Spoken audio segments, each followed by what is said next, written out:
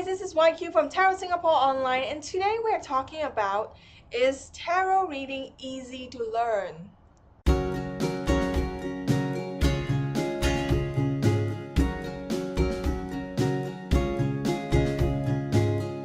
So I got this question from one of my clients, is tarot reading easy to learn?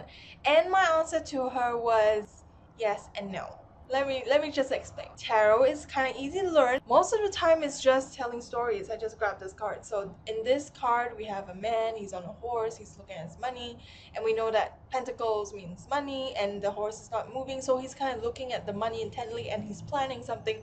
So we can gather that he has plans for related to money, and but he's taking it really slow. So that is how you read a tarot card. And of course, before I just spouted out all these things, I've actually taken time to kind of learn the meanings as well, because if you didn't know, pentacle is money, and that the horse not moving means that, you know, he is still. In that sense, tarot is easy because you have 78 cards. If you want to, you can just tell stories all the time. But the problem is, most of us don't start that way. Most of us, when we start tarot reading, we are just fixated on the meanings. For example, when I was starting out learning tarot, I had this book. I really like this book. It's called 搞什么 Tarot, which is like kind of like with WTF Tarot. And when I first got this book, I loved it. It was super cute, and the cards are super cute. And for every major arcana, they actually gave me, what's the meaning when you talk about love, what's the meaning when you talk about finance and work/study. And the problem with me was that when I first got my card, when I first got the book, I would do the readings based on, okay, what spread to use. Ooh, Celtic Cross, we're just gonna put those in. And the cards flip out, and I'm like, okay, let's all pause and let me go to my book and just read it out loud what the book says. That is not how we read tarot cards, especially if you have been learning tarot for a long time. That definitely is not how you read cards, because first of all, this like starting and stopping is just gonna break your flow. And of course, sometimes the meanings don't apply to you because you know the story of your client, you know the story about yourself, and you know so many different details that might be missed out in one of these books. I mean, this is a lovely book as well, but it cannot help you when you are trying to read cards and read from the book. It just doesn't help. And I also have another story. Flashback to, I think it was 2 years ago, I bought this. It's a ukulele, if you don't know.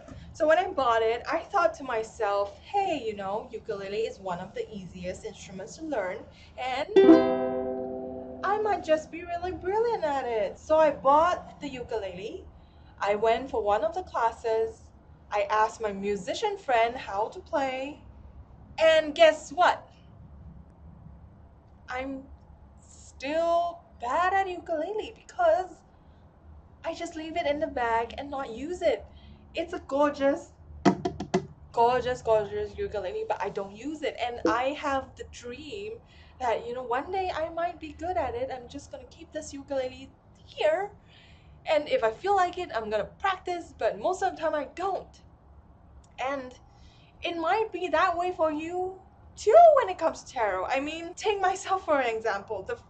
The first time I got this book was about 14 years ago. That is pretty darn long, and I didn't start reading cards for other people until I think it was 2 years ago. To finally be able to have enough faith in myself to actually tell people like, hey, you know what, if you want to do tarot readings, I can do them for you. Because even if you have all the meanings in your head, even you have everything, you kind of like, I know all this, there is still a point where there's a hurdle where you're just like, I'm not very sure if I can do this for other people. And you have to get through that hurdle yourself. First, one way to do it is remember that most people who are doing tarot readings from you don't know the meanings. It doesn't mean you cheat people. It just means that you know the meanings, you know the client's problems, and you try to intuitively read all the cards. So the cards, when the spread comes out, you see how they're laid out, you see, okay, when this pair with this, what kind of happens. It does take some time to get that into your head as well, because you need practice.